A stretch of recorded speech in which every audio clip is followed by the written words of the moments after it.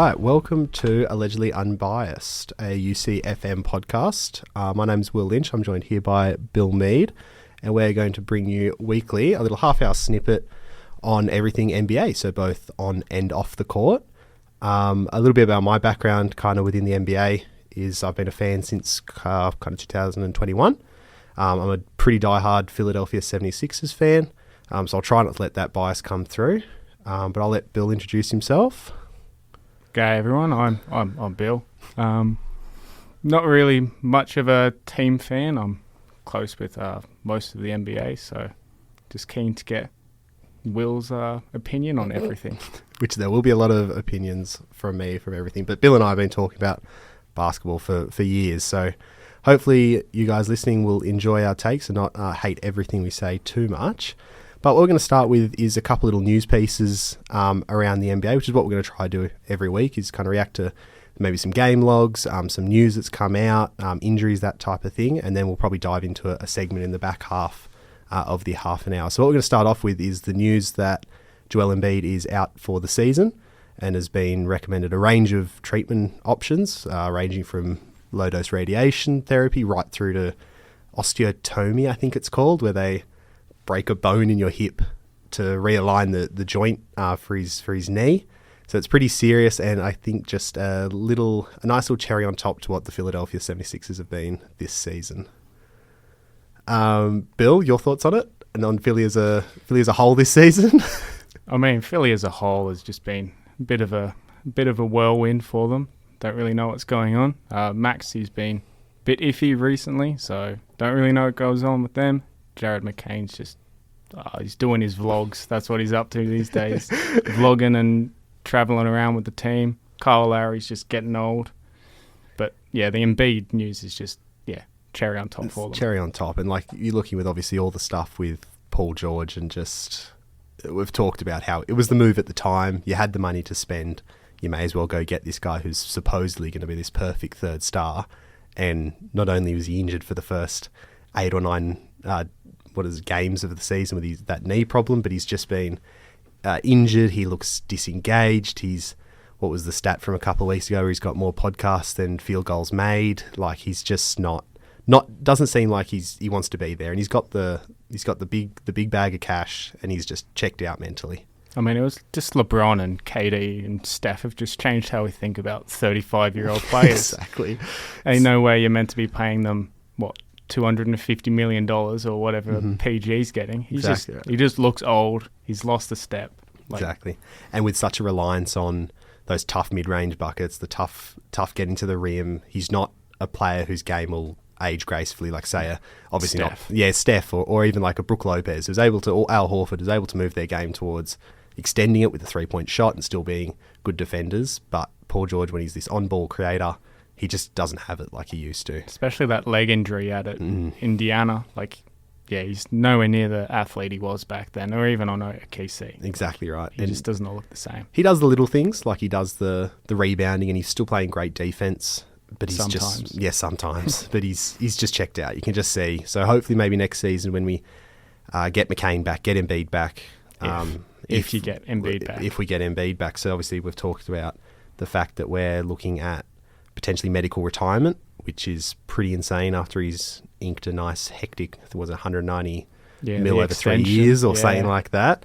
So not very good for Philly fans all around. Though if he does get the medical retirement, all the contract comes off the books. Exactly. So it's a bit of a lose-lose situation, but you take it if you want. Exactly right. And like I look at Philly, and there's a relatively strong future, I guess, with Maxey, with Jared McCain. I'm a big fan of Justin Edwards, who for you hoop casuals, go watch some Justin Edwards footage. He's really, really solid. So at least there's like a little bit of a young core that you can move forward with. I'm just worried about them defensively. Yeah, defensively it's not good. You need to go find your new center, whether that's in trading Embiid for pennies at the moment. Exactly, yeah, pennies on the time. Yeah. Exactly. Yeah, it's not a very pretty situation. It's not. I wouldn't say it's the worst the worst future in the NBA, but it's top 5. No, that goes to Phoenix. That goes to Phoenix. So we were talking about having who would you rather be, Phoenix or Philly at the moment? Obviously with two big threes that are underperforming, and the team around them's just not there. They've both got their defensive problems, they've got hustle problems, and the whole team just looks checked out. That is true. Very true. So now that we've talked a bit of news, we're going to look at, we're now, 3 weeks post... Oh no, we're a month post trade deadline.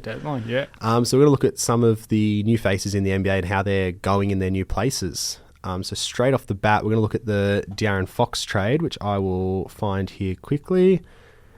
So De'Aaron Fox goes to the San Antonio Spurs. It was a good trade. Kind of fits with what the Spurs are wanting. A young-ish player. What is he, 26, 27? Something like that, yep. So he's young enough to fit with Wemby and Keldon and Castle. So he kind of fits what they're looking for, and he just gives that all-star background. Bit of veteran leadership, even though he is still young. And he's only been in, one playoff series? A couple of play-ins and one playoff series? I mean, it's more than Wemby. That's very true. So I've got the full details of the trade here. So Spurs received De'Aaron Fox and Jordan McLaughlin. Kings receive Zach LaVine, Sidi Sissoko, and four first round picks. 3 and then 2. Three first rounds, 3 second rounds. Yeah. From a range of teams, and then the Bulls received Zach Collins, Kevin Huerter, Trey Jones, and a first round pick via the Spurs. Bulls kind of got pennies on the dollar here for Zach LaVine. Well, they were trying to trade. Yeah. They've been trying to trade him for 18 months. Exactly right. You're just going to have to get rid of him. I mean, what do they get back? They got the Spurs pick, which, I mean, Wemby's out for the rest of the year. That's true, Could be a good pick. It's not too bad. It doesn't look like it's protected at all. So no, I think it's just definitely a good pickup by them. Definitely. Sneaky. Very nice. And of course, Zach Collins, I don't know, gives you 20 minutes a night. He's solid. He'll help. He was just salary filler. Yeah, exactly right. Kevin Huerter's completely forgotten how to shoot a basketball. He was pretty good this week. Oh, was he? Yeah, okay. I've been watching a bit of Bulls. And then Trey Jones, I guess he'll just young. Yeah, just young. He'll hit free agency next year, and someone will pick him up. He's too good of a guy to just fall out of the league. So I guess looking at this De'Aaron Fox thing, obviously it's the natural progression from Chris Paul, and just already looking at some of the pace statistics and how they're like Wemby's catching a rebound, and now he's got De'Aaron Fox running out on the break rather than Chris Paul. Which obviously no slight to Chris Paul, but he's 156 years old. So what would you think, Bill, as the closing lineup as you move forward? I've got here written like what happens with Vassell, because he's young, he's great, really good, like just go get you a bucket kind of guy. He's pretty good defensively. Him and Wemby have that nice little pairing, but he seems to me like he's the odd man out on this rotation, especially with this massive surgence of Stephon Castle. Yeah. What's your opinion on it? See, we've been disagreeing over this. You say Vassell's out. I say he goes at 3. Like he is slightly shorter. Well, you see 6'4", something like that. So you just run Fox. You run Vassell at the 3. You got Castle, who will just defend the best player. Yeah. Wemby just covers all the gaps, and then you're just trying to find your number 4, which could at the moment it's Harrison Barnes. It could be Sohan. Yep. Keldon Johnson. Really depends on what the Spurs want, really. Like, I think Vassell's value on this team versus what his value is on the trade market, I think they've maybe got to weigh that up. Vassell's obviously 20 points per game, probably like a 24-4 guy, solid defense. I think there's a couple of teams that might have some offensive struggles that would like to have a Vassell guy. Obviously not as a lead guy, but a second or a third guy on offense. I think he'd be really valuable to quite a lot of teams. And I also wonder how long Keldon's got on this team. He's hooping. He doesn't fit in. Yeah, he's hooping now that Wemby's out. They're just like, hey, Keldon, can you drive? Have some shots for you. His 20 shots go drive to the rim 30 times a game. Yeah. But like you're a 6'5" power forward that can't space the floor amazingly. The 3-point shots look better this year, but he can't space the floor on a regular basis. Not since his rookie year. No, exactly right. And I suppose being a 6'5" power forward when you've got all 7'2" of Wembanyama backing you up isn't too bad. But he's just not a long-term guy. Sohan I like, and obviously he's that great little secondary playmaker. He can handle the ball a little bit. Great defensively, like really good defensively. Great rebounder. We know the Dennis Rodman comparisons to Jeremy Sohan.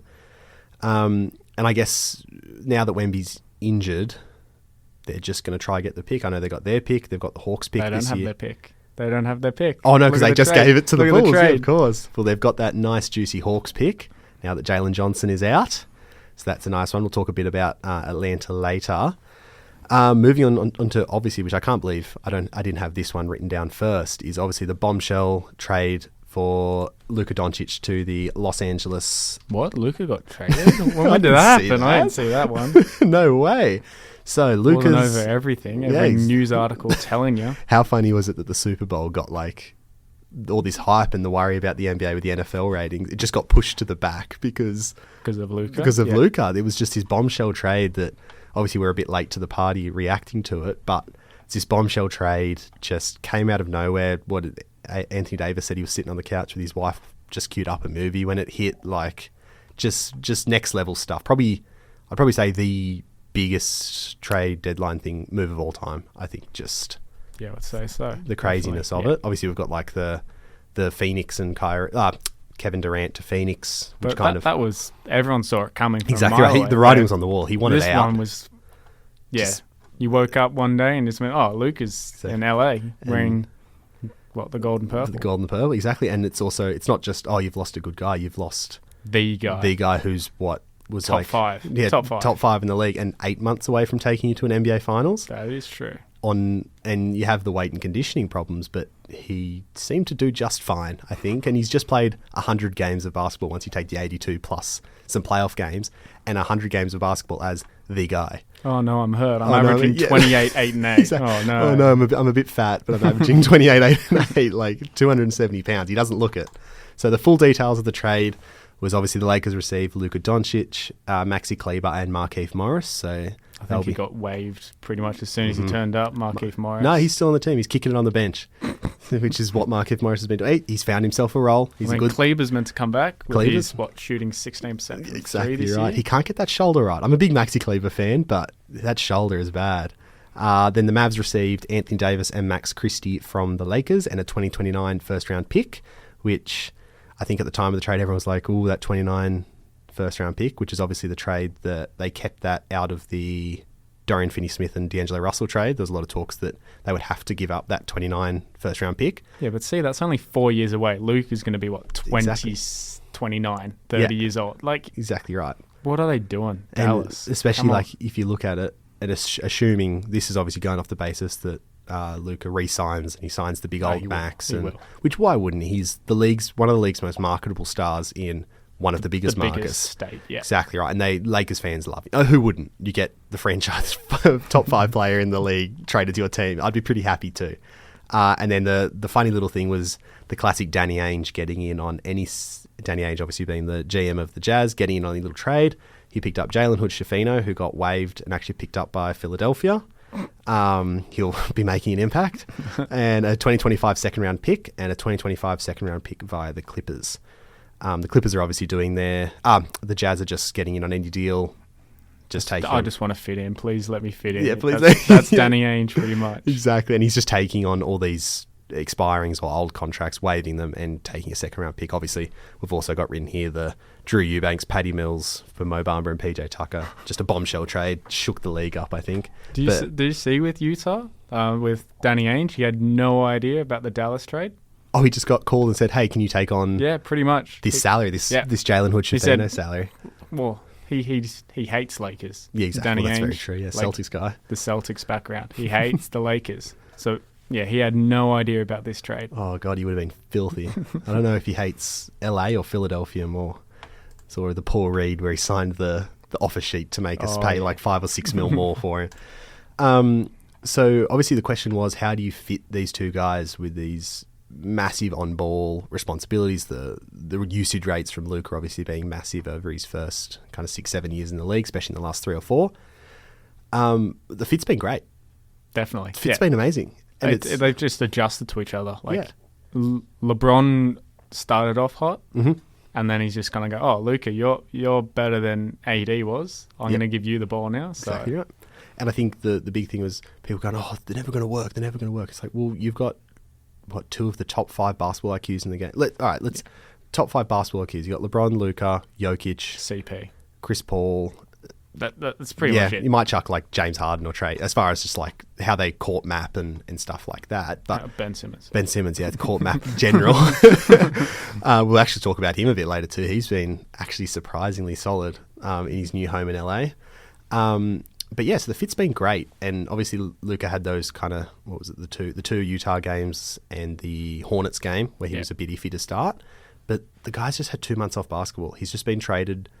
What did he say? He put a $16 million deposit down on a house. Like, the guy's going to be a bit shaken up. He's been injured. Let him just come back in. It's the first time he's moved since he was 18. Exactly right. Give him a break. Especially as a guy coming from Europe, coming from Real Madrid, I think he was drafted from. Yep. Like, to come to a place, and he's said multiple times how much Texas made it his home, how much Dallas welcomed him and loved him. Very similar to, obviously, to Dirk Nowitzki when he came over.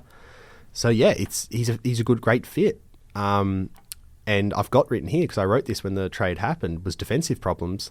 But it's actually JJ Redick, the mastermind. Exactly right. They don't have defensive problems. They are a problem on defense. Like, it is small sample size, but very true. It's 8 or 9 games. Yeah, they're 6 points better than they were with AD. Exactly right. Which is almost, I like these type of defenses more, where it's not, we've got 4 kind of iffy guys and then one guy just we're trying to just push them towards AD. Yeah, exactly right. Which, like, it semi-worked on those late 2010s Utah teams where they just had funnel everything to Rudy Gobert, where your second best defender was and that fell apart in the playoffs. Yeah, this doesn't look like it will fall apart. No, it doesn't. And the best thing about this is this team's defense is built so much on communication, and you see switching, and you see, like, okay, Luka got beat because he's going to get beat, but Luka got beat. Okay, Dorian Finney-Smith is sliding across. Luka can just switch and take his man. Sort of, no one needs to worry about anything here. So that obviously bodes so well on offense too, is that they're going to be communicating, they're going to be talking, they're comfortable with each other, they trust each other. So it's really worked out to be a perfect fit. It's just Luka, LeBron, and a bunch of big physical wings. Yep. And Austin Reeves.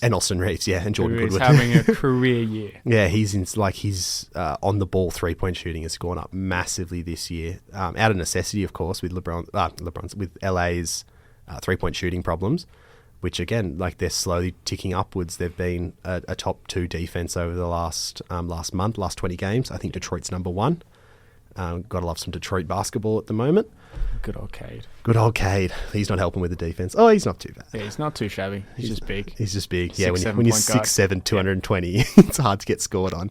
And so obviously they've just taken, as of yesterday, with a win over the Clippers, they've now moved into the 2 seed, which seemed to happen all of a sudden with just how stacked the West is. They went on a 6-game win streak, and now they went from the 6 seed to now the 2 seed, flirting with the play-in to now being the 2 seed. They won't catch OKC, obviously, but I guess if you're looking at LA now being the 2 seed with Denver nipping at their heels, if you're a Houston, you're a Memphis, or you're a Warriors, you're anything, I don't want to see LA in the first round. Definitely not. No way. And just the fit of... They're just hot. Exactly right. Yeah. They've picked the perfect time of the season to get the momentum going. They've got young guys that are hungry, like Jackson Hayes, Jordan Goodwin, Rui Hachimura. These guys Rui always turns it up on the big stage in the playoffs. Like, these are guys who want to win. They want to win now. And then you got your veterans who always pick it up. Exactly right. Luka and LeBron. 2 of the best playoff elevators in the history of the NBA, Luka and LeBron. So it's just this, and even in the second round, and like, of course, they have the problems with, are they going to be able to defend a point guard that's able to get to the rim, like, or a big, yeah. So that's the only worry. Come against Jokic, do you have 12 fouls you can throw at him? Exactly right. And so I guess building on that Jokic statistic, he's moved up to number 1 in the MVP voting as of the NBA's report they release every week. It's about time. It's about damn time. Bill's a big Nikola Jokic guy. He's better than Shea. He's better than Shea. It's just aura, bro. It's Shea's aura. Yeah. I think it's interesting to see these 2 games with the LA game and the Boston game, how it seems like the league's starting to figure out how to guard Jokic. No. No? I'm going to say no. No? Big no. I think it's obviously personnel based. They figured out how to limit Jokic, not guard him. That's true. Throw 5 players at him and go, can everyone around you shoot? That's very true. The last 2 games, the answer's been no. No, exactly right. And of course, you might get Aaron Gordon has a hot shooter. He was 4 from 7 against the Lakers, and it's like, Wow. It doesn't do much. You exactly still lose right. by, 10? 10, and I don't think there was ever really a point in that game, I watched it live, where they felt really in it. No. It was a lot of just... They were just going through the motions, I think. What did Jokic take? 8 shots? Yeah, exactly right. It was just biblical the way they just contained him. And I think obviously not every team has got like 4, 6'7", 6'8", 6'9" wings, 230 pounds, like a Rui, a Dorian Finney-Smith. Or the IQ. Or the IQ, exactly right. And IQ. like how they fronted the post. And like that goes back exactly to what we were just saying, the fit with LeBron and Luka. Like, yeah, these are 2 super high IQ guys. You got Austin Reeves, who's great playmaker, court mapping, awareness, all that. So he's a super high IQ guy. And then you've got Dorian Finney-Smith, who I sent this to you today, is a plus 13.9 when the Lakers are a plus 13.9 when Dorian Finney-Smith's on the floor and are a minus 0.6. I mean, that's why he was wanted. Every team wanted him come deadline. Like, I'm very upset Philly did not get him. Like, he would have been a very... Like, he averages 8 points and 4 rebounds and is nearly a 14-point swing. But they didn't even give up much for him. Like, no, D'Angelo Russell? D'Lo and the 2025 pick. Like, yeah. That pick's right now is going to be late 20s. Yeah, it's going to be... Literally, will be falling out of the lottery. It's not going to be a good pick at any stretch of the imagination. We'll move on. Butler and Golden State. This is a pretty easy one. It just works. It's just been a win. Just works. Yeah, the opposites attract. Yeah. I mean, him and Draymond are like the same player. Yeah, they are identical except for maybe... the fact that Butler can put the ball in the basket. Pretty much. Shooting problems, Pods can't shoot, but when you got Steph Curry, like... Your spacing's going to be fine. Does it really matter if people around you can't shoot? It'd be interesting to see what happens with Kuminga when he comes back, how they work him in and around the lineup. Like, Kuminga's a guy that... He'll be benched. He'll definitely be benched. He's just a guy who just wants to go get a bucket.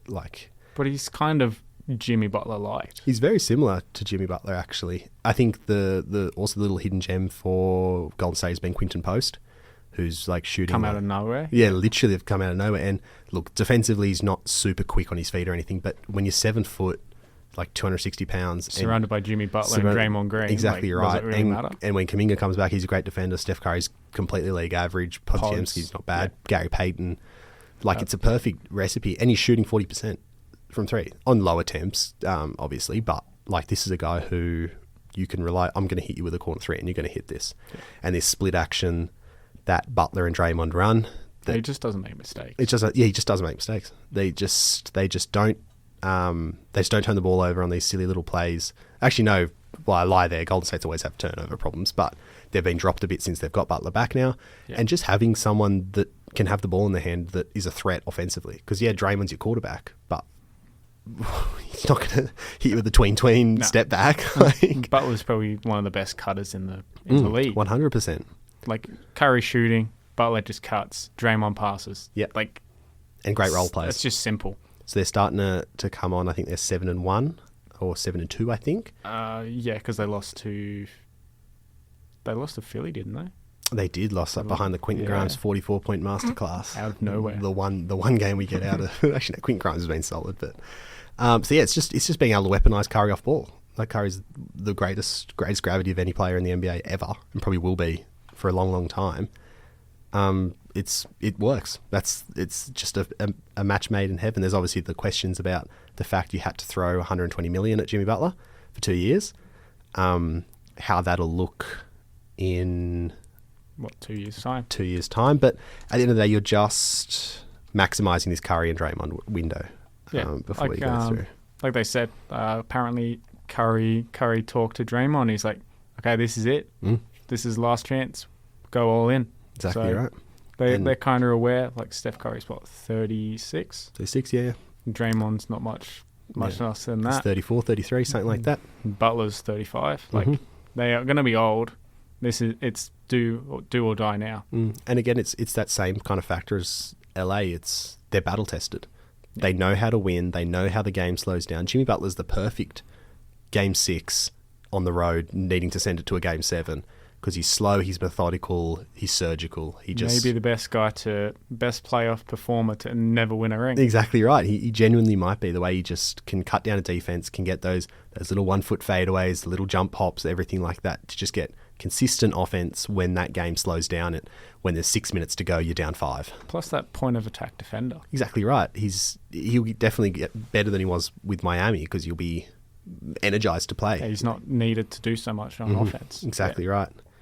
And then we've got a couple of quick ones to punch out as we've only got 5 minutes left. So DeAndre Hunter in Cleveland. Absolute dub. Yeah. What is he? 8-0 since Something they got like him? that. He's shooting like 60% from 3. Oh, he's just looked perfect. Match made in heaven. Like, It's perfect. I told you that when it was coming. Like, it just looked perfect. Yep. Like, getting Karis LeVert out, who, yeah, he was good this year, but...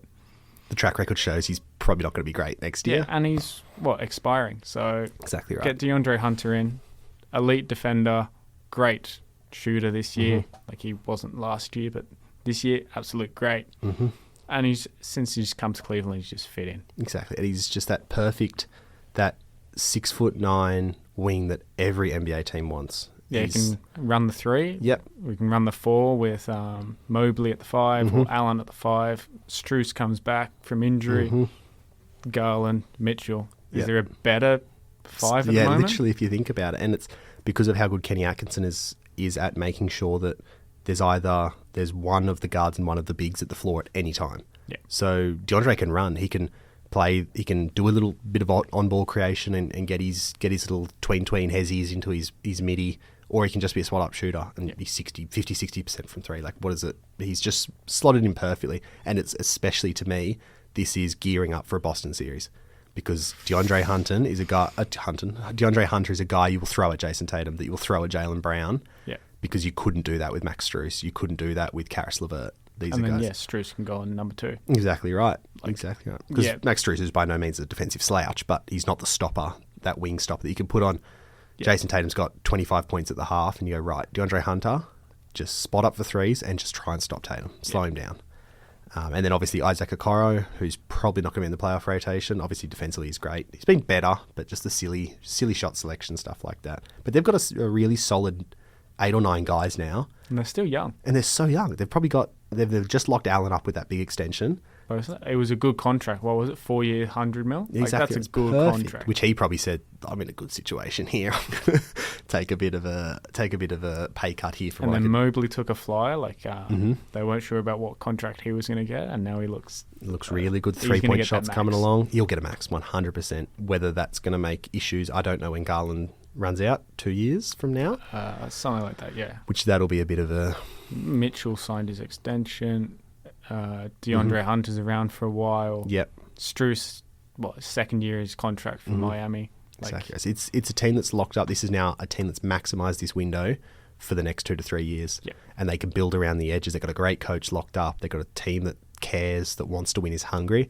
When if you look at Boston, obviously Boston's amazing with just all their on-court statistics, stuff like that. But some of them are getting old. They're getting old.